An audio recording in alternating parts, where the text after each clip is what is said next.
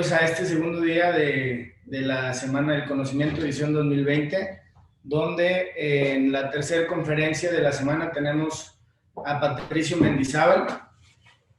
Patricio Mendizábal es de San Luis Potosí. A Patricio le gusta mucho tiempo le gusta pasar tiempo con su familia, le gusta el golf. Ha tenido una trayectoria profesional muy interesante, ha estado en HP, estuvo en IBM, también estuvo en una trayectoria muy interesante por parte de Mave, donde inclusive llegó a estar en Mercosur, en Brasil, a ser vicepresidente. Y bueno, pues hoy en día se dedica prácticamente a ser consultor y consejero, donde pues inclusive es un consejero de IPSA, de nosotros, y es un apasionado de liderazgo. Entonces, Patricio, bueno, pues te damos la bienvenida a esta Semana del Conocimiento. Muchas gracias.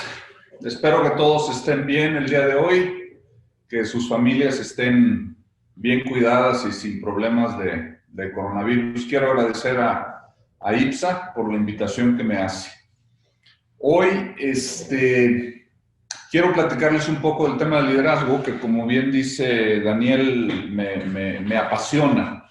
Y quiero ver si con esta presentación puedo al menos mover un poquito su interés por completar una carrera en un plan de liderazgo. Adelante, por favor, con la presentación. Muy bien, la presentación se titula La Ruta del Liderazgo. Es relativamente difícil traducir la palabra pipeline, lo van a ver un poco más adelante. Pipeline del liderazgo o leadership pipeline es el origen de este grupo de conocimientos. Adelante. Yo ya me presentó Dani, así que no hace falta entrarle mucho a eso, pero quizás sí enfatizar que me ha tocado trabajar en muchos lugares y pude en algún momento ver empresas desde un punto de vista estratégico y multinacional. Como ya les comentaba al principio, la ruta del liderazgo básicamente consiste en decir cómo se puede producir líderes. Es una respuesta a aquella vieja pregunta de si un líder nace o se hace. Entonces, pues yo los dejo a ustedes con esa duda.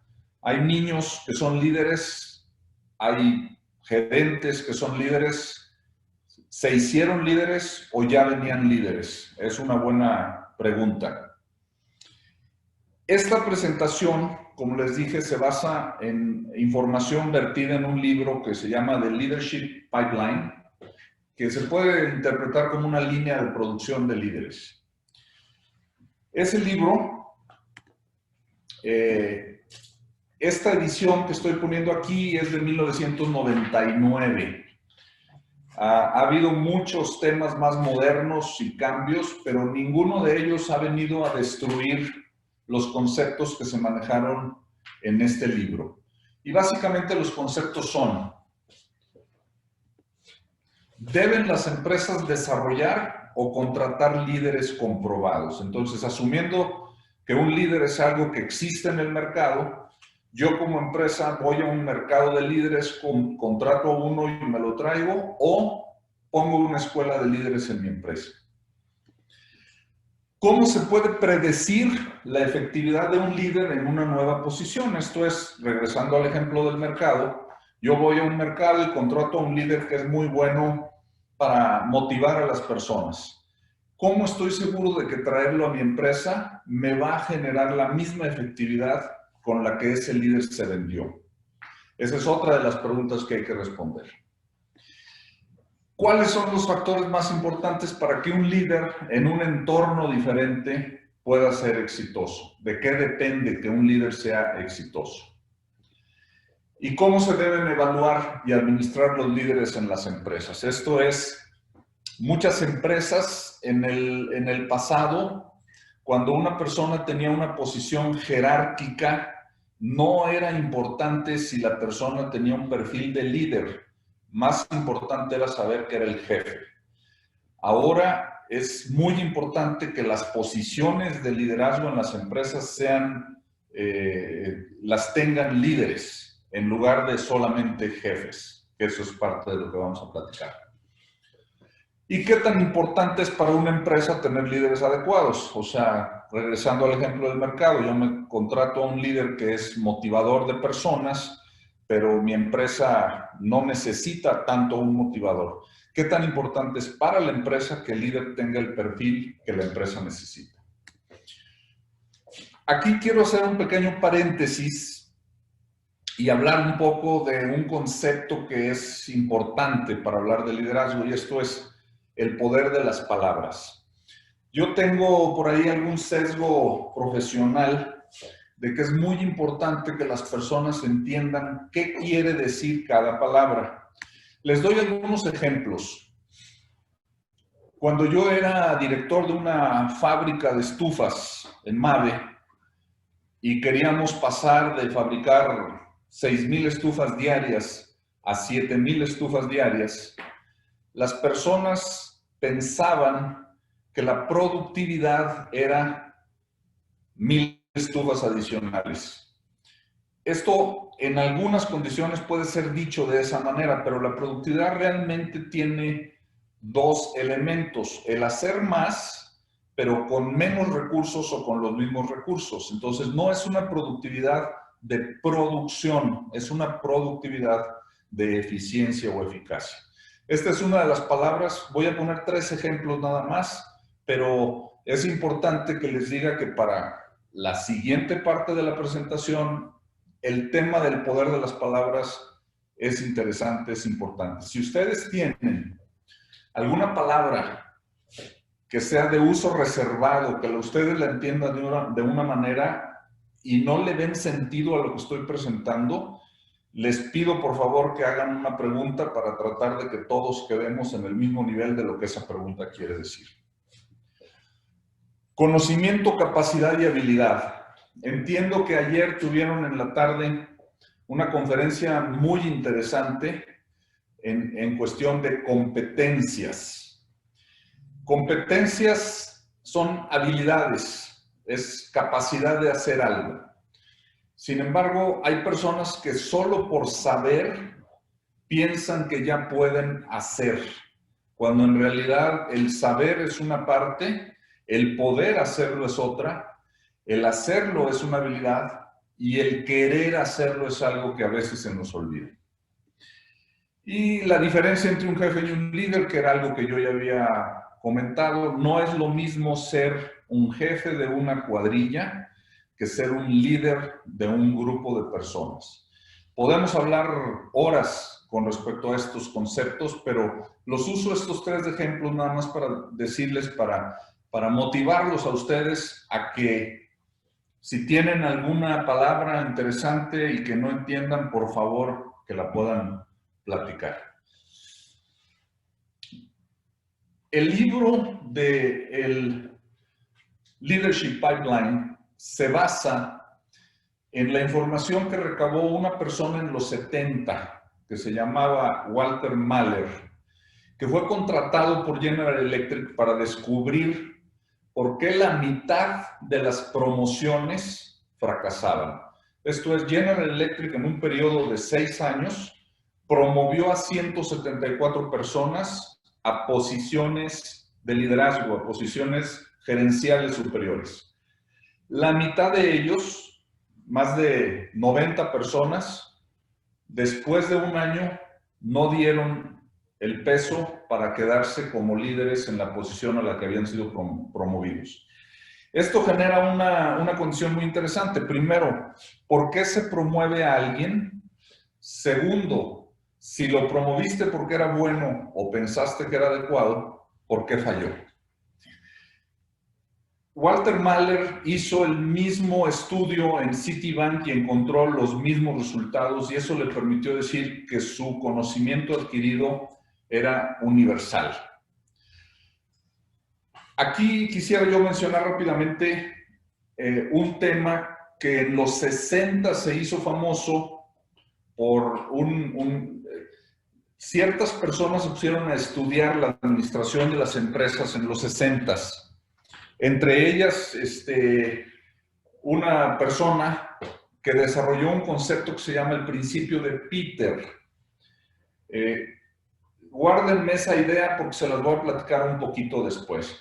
Pero todas las ideas que Walter Mahler sacó en los 70s se escribieron en un libro. Esta edición que les puse yo es de 1999 y no ha cambiado mucho desde los 70s.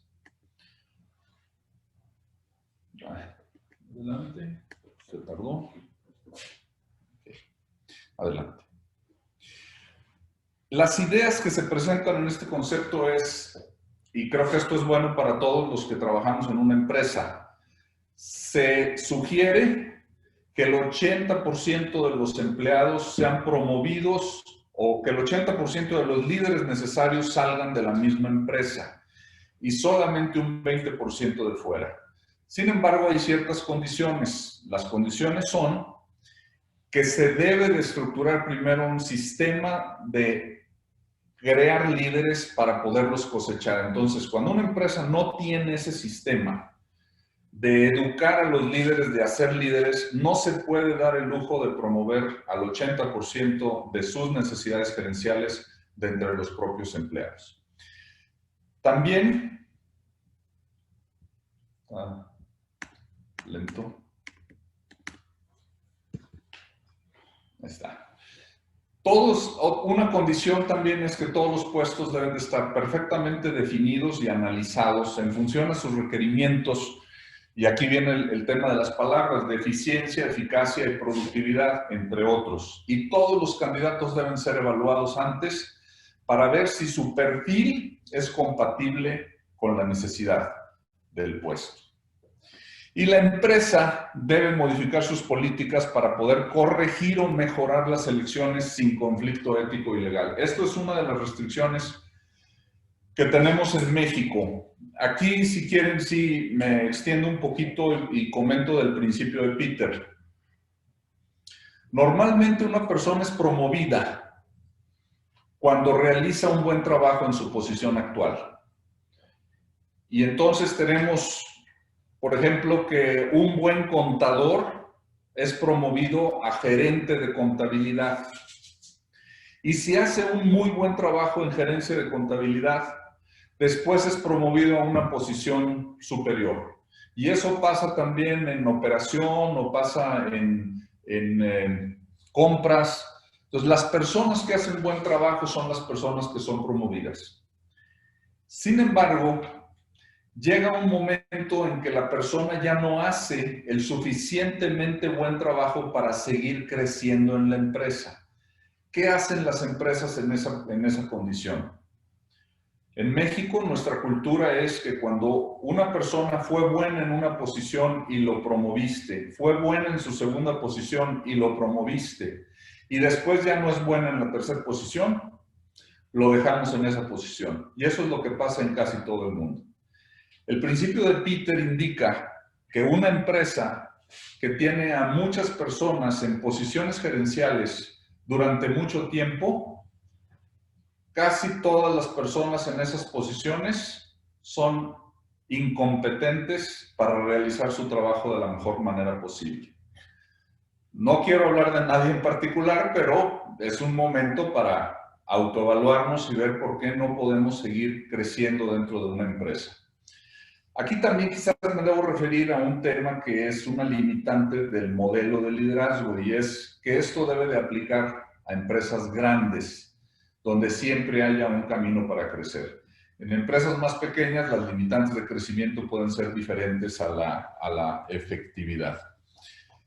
En México es muy difícil que tengamos un modelo de que cuando un líder al que promovimos no fue lo suficientemente bueno en la posición superior, lo regresemos a su posición anterior. Es muy difícil que eso ocurra. El modelo de la ruta de liderazgo habla de 6 transiciones profesionales en donde las personas tienen que cambiar en cada una de esas transiciones el uso del tiempo, sus conocimientos, competencias, habilidades y sus valores. Esto lo definió el mismo Walt Mahler en una estructura que les presento aquí a continuación. Esta estructura, les podemos decir pasajes, transiciones, encrucijadas, es lo que define la carrera profesional de una persona en una empresa grande. De ser dueño de tu propio tiempo y de hacer que tus resultados dependan de lo que tú haces, te promueven a ser jefe de personas. Después de que eres jefe de personas, te promueven a ser gerente. Después de ser gerente, te promueven a una dirección. Después de ser director, te promueven a una posición de director general o de grupo, etc. Esto es lo que quiere decir.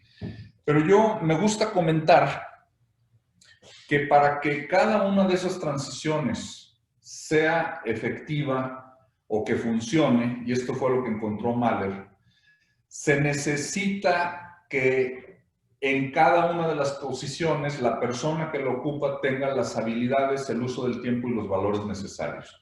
Y esto presenta un problema muy interesante. No me voy a pasar mucho tiempo en estos pasajes. Quizás me quedo más que todo en lo que les acabo de comentar. Les voy a dejar por aquí esta presentación, pero esto, digamos que son las maneras como las personas pueden crecer.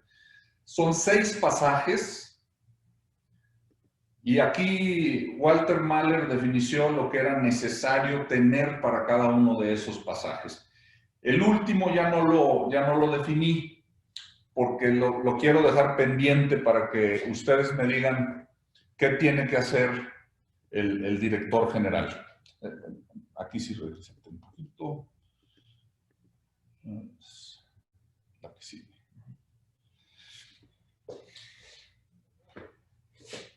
Ok, entonces ahora sí entramos a las respuestas. No sé cómo los traigo de perdidos ahorita, pero bueno. ¿Deben las empresas de contratar líderes comprobados, externos? La mayoría de las promociones deben ser internas cuando la empresa es estable. Para madurar o para crecer, un porcentaje de los líderes o agentes de cambio deben de venir de otras empresas. Pero la clave aquí es cuando la empresa sea estable. En empresas en condición de inestabilidad o crecimiento, es muy necesario traer gente de fuera. ¿Cómo se puede predecir la efectividad de un líder en una nueva posición? Lo más importante es asegurarse que el nuevo líder tenga las habilidades, el uso del tiempo y los valores adecuados. Y por lo que es indispensable que la posición tenga un perfil previamente definido con respecto a esas dimensiones. Para entender bien esta respuesta, a lo mejor se tienen que regresar un poco a los pasajes de las páginas anteriores y ahí analizar a qué se refiere Walter Mahler con el tema de uso de tiempo, habilidades y valores. ¿Cuáles son los factores más importantes para que un líder sea exitoso? Es interesante este modelo de plática porque normalmente cuando yo lo doy, ya hay gente levantando la mano y hablando, así que si tienen alguna pregunta o duda, ahí les encargo que la hagan y que me dejen contestárselas al final. Los factores más importantes son que tenga las habilidades, comportamientos y valores que la posición requiere. Adelante. Entendiendo que cada posición requiere un set de habilidades, uso de tiempo y valores diferentes. Y aquí es donde nos metemos en problemas. Al final voy a hablar un poquito de este tema, pero sí se puede entender que para ser gerente se necesitan ciertas habilidades y para ser director se necesitan otras habilidades diferentes. Entonces, la pregunta fundamental es que el líder solo podrá ser líder si tiene la habilidad más importante de todas, que es la adaptabilidad y la capacidad de aprender. Y vamos a dejarlo aquí ahorita un poquito, ¿no? Esto es, yo para ser buen esposo tengo que tener ciertas habilidades. tengo que tener ciertos valores y tengo que tener ciertos modelos. Sin embargo, para ser padre, que no cambia mucho mi posición, mi estado civil, la pareja, simple y sencillamente llegó un bebé, ya no es lo mismo ser un buen esposo que ser un buen padre. ¿Qué es lo que tengo que agregar a mi característica personal para ser un buen padre? En este caso es más complicado porque debemos de seguir siendo buenos esposos o buenas esposas o buenas madres. Pero, a fin de cuentas, mi capacidad de adaptarme al futuro y de aprender lo que viene es lo que define que un líder sea exitoso. ¿Cómo se deben evaluar y administrar los líderes de las empresas? Se tienen que monitorear continuamente sus habilidades de gestión, sus prioridades en el manejo del tiempo y sus valores. Y facilitando los procesos de aprendizaje, porque es interesante entender que un líder tiene de 6 habilidades requeridas, tiene 4. Las 2 que le faltan, es importante que la empresa le facilite la posibilidad de aprenderlas. Y manteniendo un set de indicadores y objetivos que nos digan si un líder realmente está haciendo bien su trabajo. Quitando los líderes que no son adecuados para sus responsabilidades y colocándolos donde son efectivos, es lo mejor que puede hacer una empresa. No es lo mejor para el líder muchas veces, pero a veces las empresas somos muy paternalistas o maternalistas y le dejamos que las personas se queden en una posición de liderazgo donde ya no están contribuyendo al negocio. ¿Qué tan importante es tener líderes adecuados para las empresas? Eso se los dejo a ustedes para que lo respondan. Finalmente, estoy llegando a la conclusión, no sé cómo ando de tiempo, pero creo que voy bien, ¿verdad? Hasta va a sobrar. Los investigadores se dieron cuenta de que hay un límite para la cantidad de habilidades que una persona puede tener. No somos buenos para todo. A veces hay personas que son buenas para motivar y no son buenas para enfocarse a una cosa en particular. Y se necesitan una u otra para ser un buen líder. Esto implica que no se puede ser un líder adecuado para todas las posiciones en una empresa al mismo tiempo. Esto es, tú puedes ser un buen líder para un tema de operación, pero no puedes ser gerente de operaciones si no tienes otras habilidades que tienes que aprender en el futuro. ¿Se pueden aprender esas habilidades? Sí, para pasar al siguiente nivel.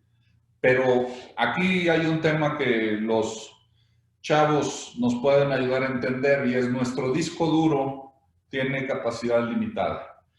Uno de los más importantes conclusiones de este estudio es que nosotros realmente podemos hacer bien más o menos 6 competencias o habilidades.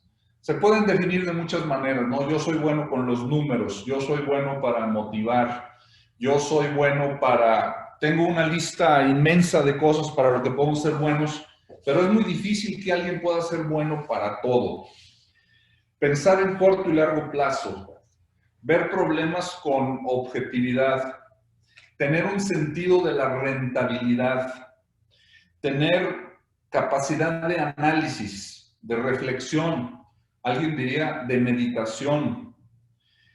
Y todo esto en un modelo de complejidad creciente. Entonces, imagínense que solamente podemos escoger 6 habilidades para cada cosa.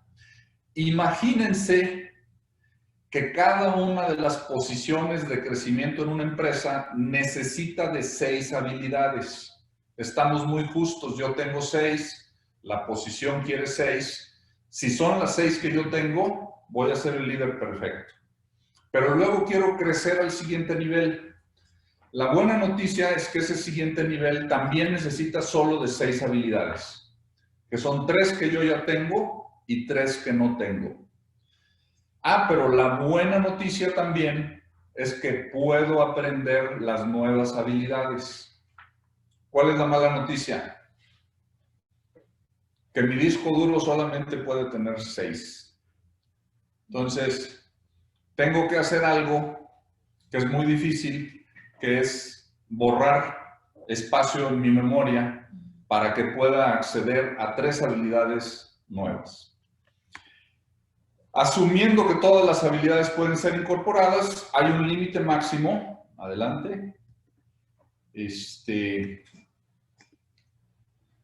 Por lo tanto, la clave es desaprender algunas de las habilidades que me hicieron ser exitoso. Adelante. Filosóficamente,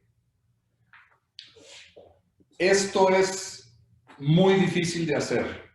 Muchos de nosotros tenemos una carrera de 5 años, de 10, de 20, de 30, de 35 años y hemos sido exitosos porque sabemos hacer ciertas cosas. Si alguien nos enfrenta y nos dice, para que puedas seguir siendo exitoso, tienes que dejar de hacer algo que te hizo exitoso, es un golpe muy fuerte. Y para muchos de nosotros es algo muy difícil de hacer. Ese es el mayor obstáculo para seguir creciendo. Hay que olvidar lo que alguna vez nos hizo exitosos y sustituirlo por lo que hoy es necesario. Y aquí hay muchísimas correlaciones a cuestiones políticas, donde hay políticos que siguen viviendo en el pasado, donde ir a algunos eventos era lo más importante. Entonces, a las personas que ya somos un poquito más grandes de edad, se nos dificulta o se nos va dificultando cada vez más con el desarrollo de la tecnología entender lo que hoy requiere una posición de liderazgo. Pero tenemos que tener la capacidad de olvidar lo que nos hizo exitosos para llegar para acá. Entonces, la pregunta fundamental es, ¿qué tan buenos somos nosotros para desaprender algo que yo consideré que era muy importante en mi carrera? Con esto termino la presentación, les agradezco su interés y me pongo a sus órdenes para tratar de responder algunas de sus dudas.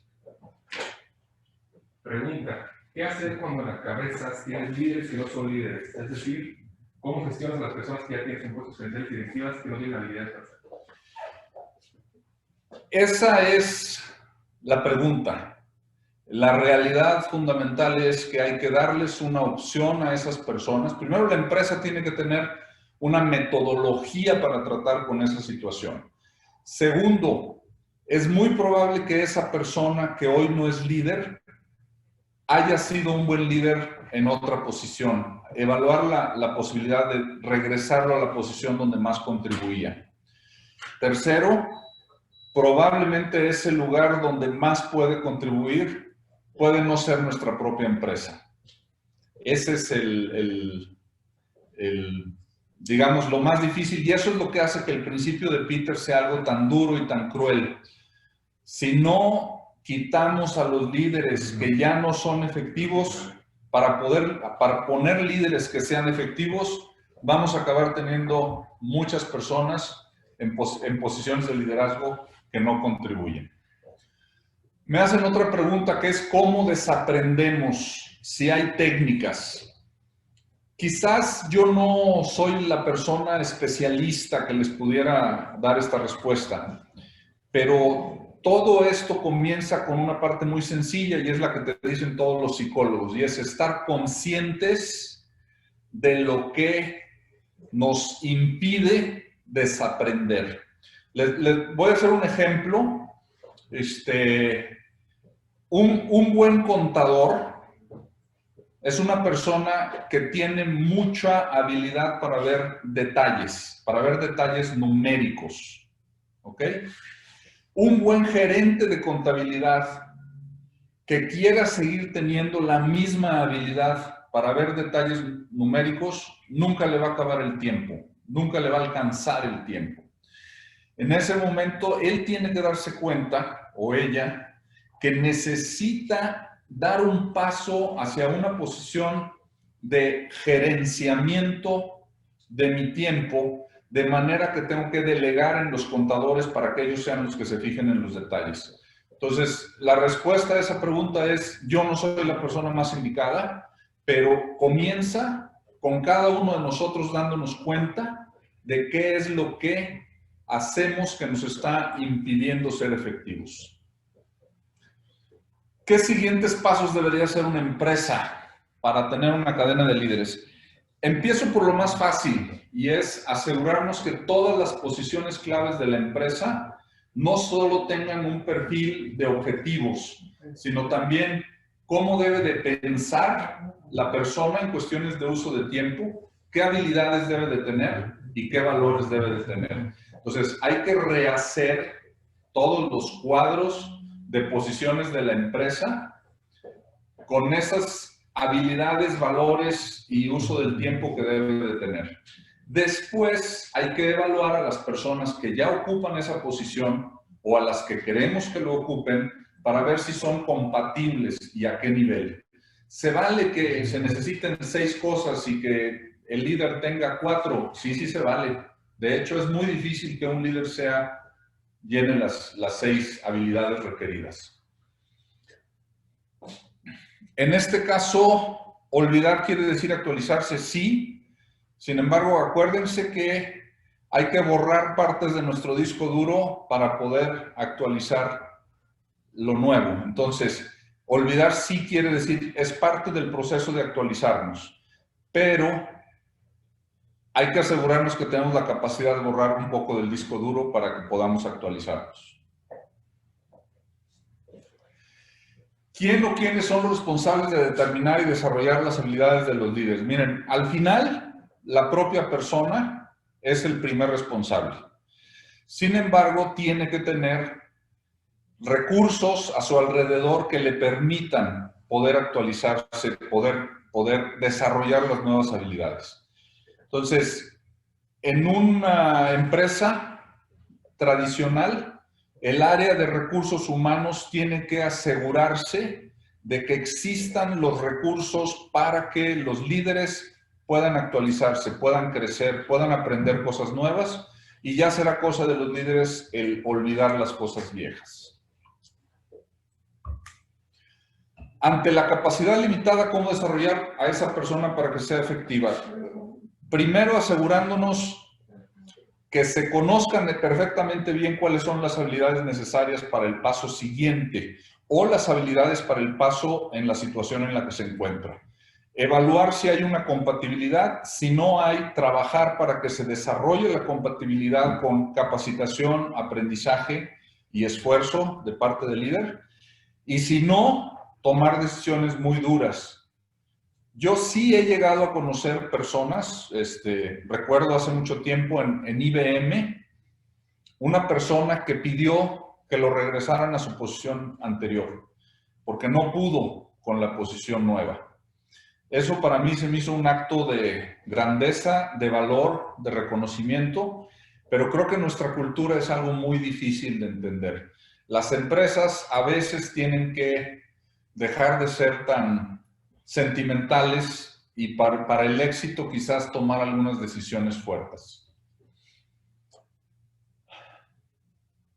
Es una muy buena pregunta que me están haciendo, que si es correcto decir que desaprender no implica olvidar lo que se aprendió, sino adaptarse a nuevos escenarios. Totalmente de acuerdo. Esto, básicamente lo que yo les tenía aquí como al final es, nosotros somos el resultado de todos nuestros traumas, de todo por lo que pasamos, desde edades muy pequeñas que ya no queremos acordarnos, si algún día tuvimos hambre, si algún día tuvimos frío, si un profesor nos dio una lección de vida, si nuestros papás lo hicieron, si nuestros primos, por lo que vivimos. Nosotros nunca vamos a dejar de ser la suma de todo lo que tuvimos, vivimos, aprendimos, etc. El desaprender simple y sencillamente significa que conozco cuáles son las habilidades que me están anclando que no me permiten crecer y que tomo una decisión consciente de dejar de hacerlas para aprender otra. Y el apego emocional a algo antiguo es lo más difícil de romper. Entonces, sí, en nuestra cabeza, en el disco duro, en un área menos accesible, van a quedar guardados todos nuestros conocimientos y traumas que nos hacen ser lo que somos. Yo quisiera decir, crecer es un camino. Nosotros, más que donde estamos, somos el trayecto, no la posición en la que estamos hoy.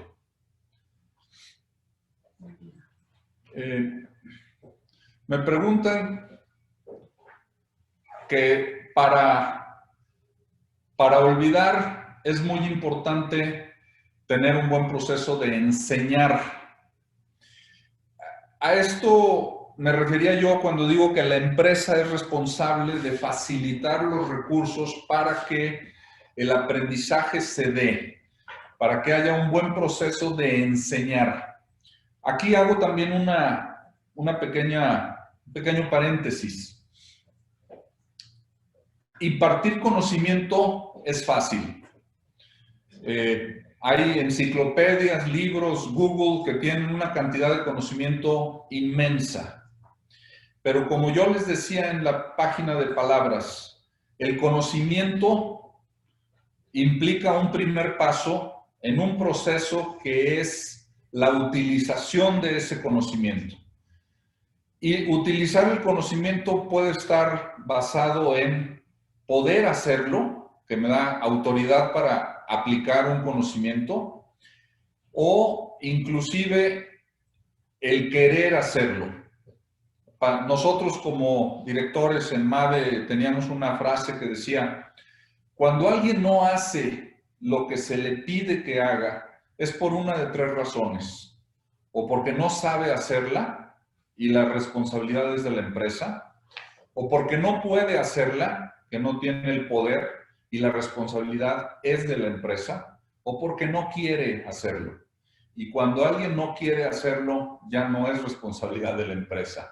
Entonces, efectivamente, hay que tener las condiciones para que todas las responsabilidades de la empresa queden cubiertas y lo único que quede por cubrir sea la voluntad de los participantes.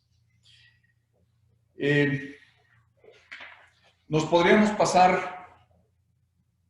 Yo me pongo a su disposición para si alguien tiene más preguntas, dudas, comentarios, con mucho gusto. Podemos pasar mucho tiempo platicando de esto. Lo que yo sí les quiero dejar es que IPSA es una empresa que está buscando un futuro para todos los que aquí participamos, que sea mejor que el que tenemos hoy. Entonces, ahí vamos a necesitar una cantidad de líderes muy grande, excepcional. Yo los invito a todos a hacer un autoanálisis de qué hacemos hoy y qué podemos mejorar para poder seguir creciendo en IPSA. Y les agradezco a todos su atención y muchas gracias a los organizadores. Como comenzamos esta semana el conocimiento, nuestra premisa es precisamente compartir conocimiento. Yo creo que hoy nos has compartido bastante. Creo que a todos les ha quedado por lo menos algo que reflexionar. Y para cerrar, queremos compartirte una pequeña frase que nos identifica en esta segunda edición de la Semana del Conocimiento. Es: tu experiencia ilumina nuestro conocimiento. Muchas gracias, Pato. Muchas gracias. Un poquito, bueno, igual es nuestro logo. Gracias a todos, muy amables. Igual gracias a todos. Por aquí estamos para seguir participando. Con permiso.